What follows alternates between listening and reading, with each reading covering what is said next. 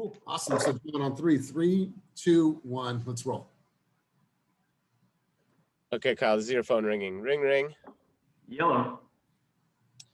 Hi, this is John from Zillow. I have Elias on the line. He'd like to see 123 Main Street in Oakland. Can I connect you? Absolutely. All right, here you go. Ding. Hello. Hey. Hello. Hey, is this Elias? This is him. Hey, Elias, this is Kyle with EXP. How are you today, man? I'm well. Excellent. Hey, I see you're looking at 123 Main Street in Walnut Creek. Is that correct? Correct. Awesome, man. When would you like to go see it? I'm available today, anytime between 2 and 4. Okay, cool. That'll work perfect, actually. By chance, have you been looking at any other properties that caught your attention, Elias? No, but I mean, I'm open. I mean, if you know of any. Okay, nice. Just real quick, what makes you like 123 Main Street specifically? What makes you interested in that property? We've just liked that school district, Walnut Acres, and so we've been trying to find a home in that area. Okay, I hear you. Awesome. All right, well, let's do this. I'll set up an appointment or I'll set up a showing and I'll give you a call back within the hour to confirm. And as far as that goes, I'll look for a couple more properties in that area that are pretty similar to that one, and then maybe throw them on the list. I'll send them to you first and see what you think about them, and then we'll go from there. Does that sound good? Sounds good. Awesome. And if in the meantime, if you have any questions, feel free to shoot me a call or a text. Okay, cool. So you'll call me right back? You got it. And then Kyle, really quick for this house, do you think it's going to be competitive for that house? You know, Elias, that's a fantastic question. In this market right now, we are very competitive. It's a big time seller's market.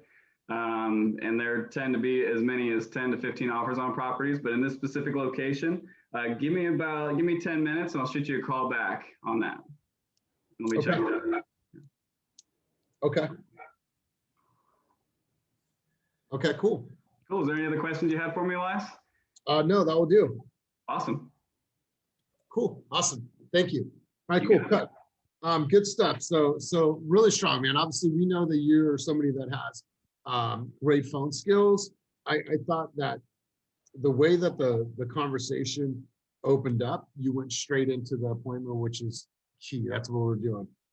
There's no need to ask them what they liked about that particular home. If you're wanting to do that to find out a little bit more about their motivation, replace that question of how far along of the journey, or the home buying journey are you, right? So you can replace that.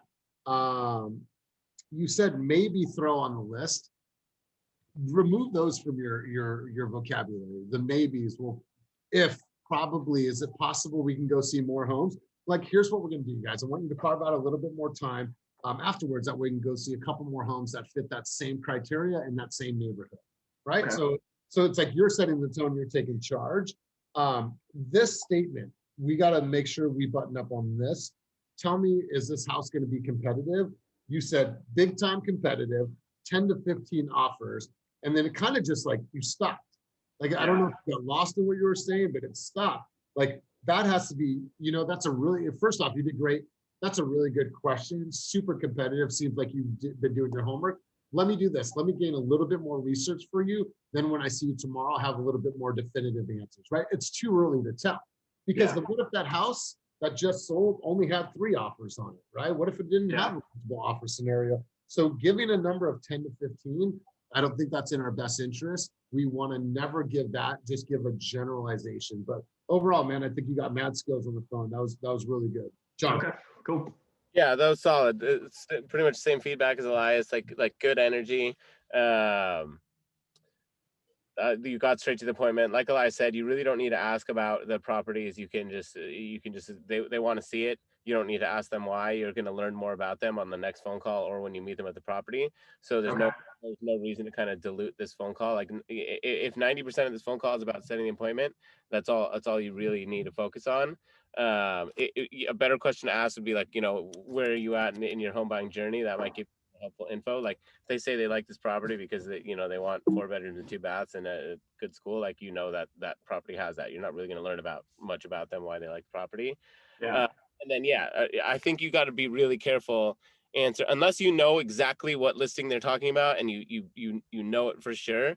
You really need to be careful when you're making like generalizations. Like, yes, this market's super competitive, but like not every listing is like that. You know, unless you looked at this listing, it could be something that's $200,000 overpriced. So even though it's in a great area, it's not going to get multiple offers because it's already way too expensive. You really don't want to ever say anything that's going to like potentially put you in a hole later. And especially when people are worried about, when you're focused on setting the appointment and people are worried about a competitive market, someone might hear that this is going to get 10 to 15 offers and decide they don't even want to see it. And then they're not Yeah, going to, you lost that that. makes sense. So if you're gonna put something, put a range on it, but like I wouldn't say like putting 10 to 15, that's not really putting a range on it. That's like essentially guaranteeing something's gonna get double digit offers when that you don't know for sure that that's gonna be the case at all. And some Gotcha. get two offers and still go $200,000 over. So you did really strong in the like that's a really great question because that's exactly what we want people to do. We want people to validate what they say, but Mhm. that's a really good question. Skip all the part about how it's super competitive because that doesn't do anybody any good at Yeah. the end of the game, and then Well, let them know like I'm going to do a little bit more research and we can talk about it when we're at the property. But there, you know, as much as you want to let people know that what they might be getting into if they're looking for a house in a competitive market, you don't want to scare them off early, and you don't even know that that's necessarily going to be the case based on the property. So leave the competitive stuff out. yeah. General, leave it out, and if you're going to talk about it in general terms, and make it clear that even though that's, you know, most likely the case, it's not always the case. You don't want to scare. Gotcha. Okay, perfect.